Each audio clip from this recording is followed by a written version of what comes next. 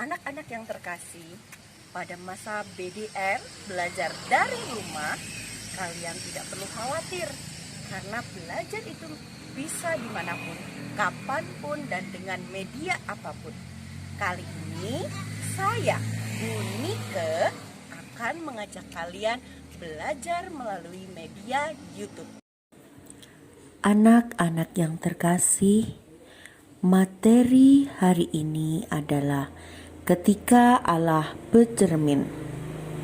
Kita akan membahas tentang perempuan dan laki-laki diciptakan sebagai citra Allah. Silahkan anak-anak simak video ini sampai selesai. Sebelum kita mulai belajar kita pada hari ini, mari siapkan hati kita untuk berdoa.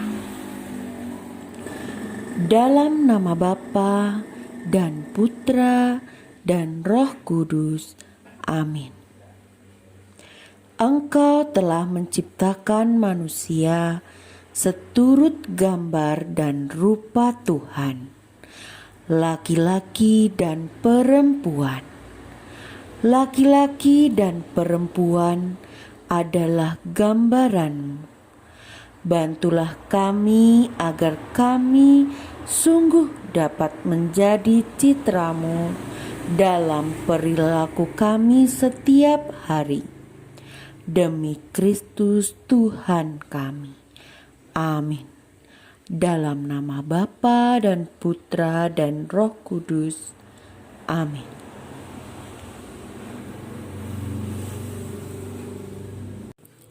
Sekarang, apakah anak-anak sudah siap untuk belajar?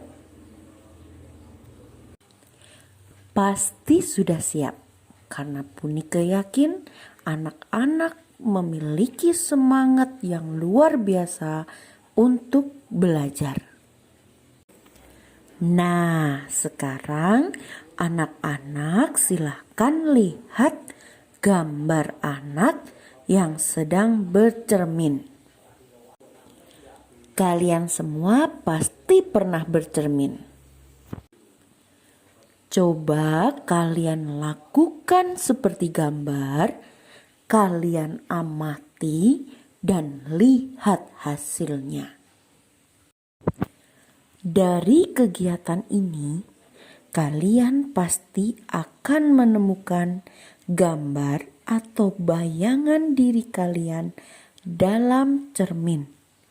Di situ akan terlihat muka kalian, bentuk badan, tinggi badan, dan sebagainya.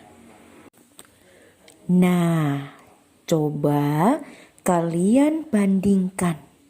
Kira-kira kalian itu mirip dengan siapa? Ayah, ibu, kakek, atau nenek?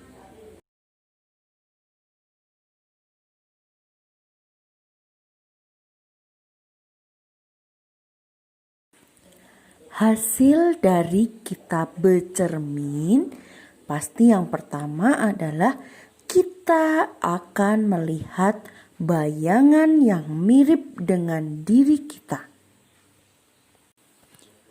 Kemudian, diri kita dalam hal tertentu akan mirip dengan orang tua, kakek, ataupun nenek. Dalam hal fisik dan perilaku tertentu, diri kita merupakan gambar dari orang tua kita masing-masing. Tingkah laku kita menjadi cerminan dari tingkah laku orang tua kita.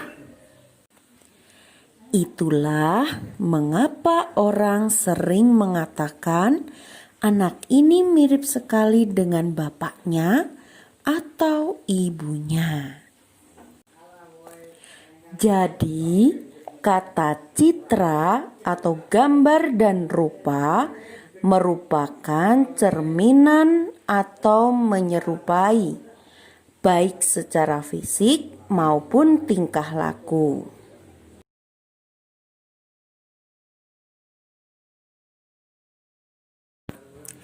Nah, sekarang apa yang akan terjadi ketika Tuhan bercermin?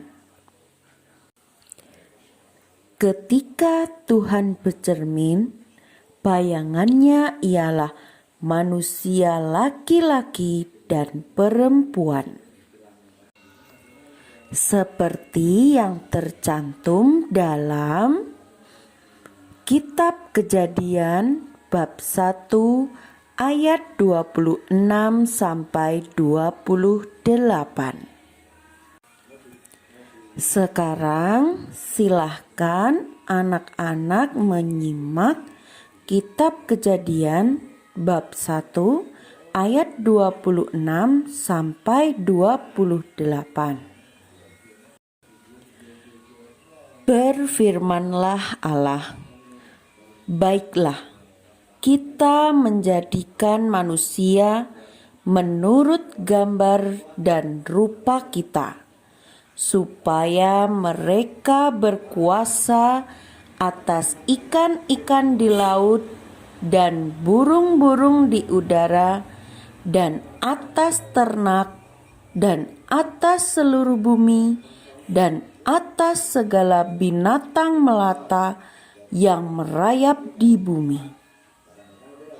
Maka Allah menciptakan manusia itu menurut gambarnya, menurut gambar Allah diciptakannya dia, laki-laki dan perempuan diciptakannya mereka. Allah memberkati mereka, lalu berfirman kepada mereka, "Beranak cuculah dan bertambah banyak. Penuhilah bumi dan taklukkanlah itu. Berkuasalah atas ikan-ikan di laut dan burung-burung di udara dan atas segala binatang yang merayap di bumi."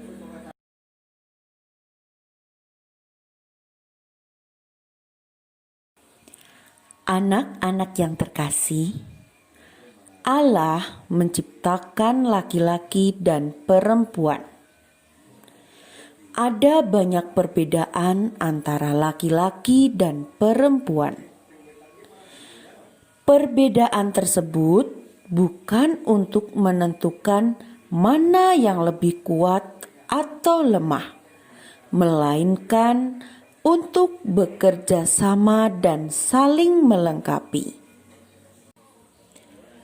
Dalam pandangan Kristiani, laki-laki dan perempuan diciptakan dengan keunikannya masing-masing dan memiliki derajat yang sama.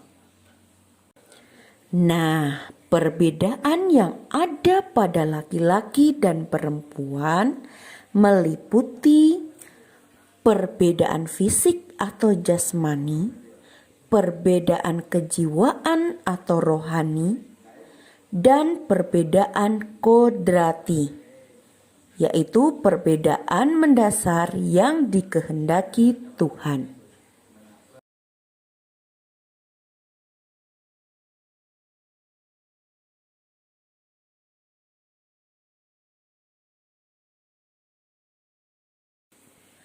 Perbedaan jasmani meliputi suara, bentuk badan, rambut, jenis kelamin, dan masih banyak lagi.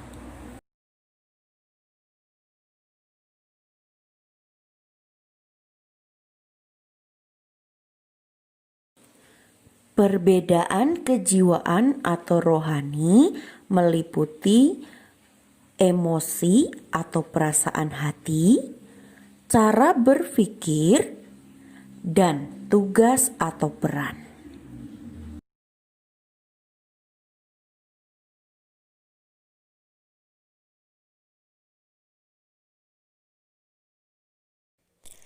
Anak-anak yang terkasih,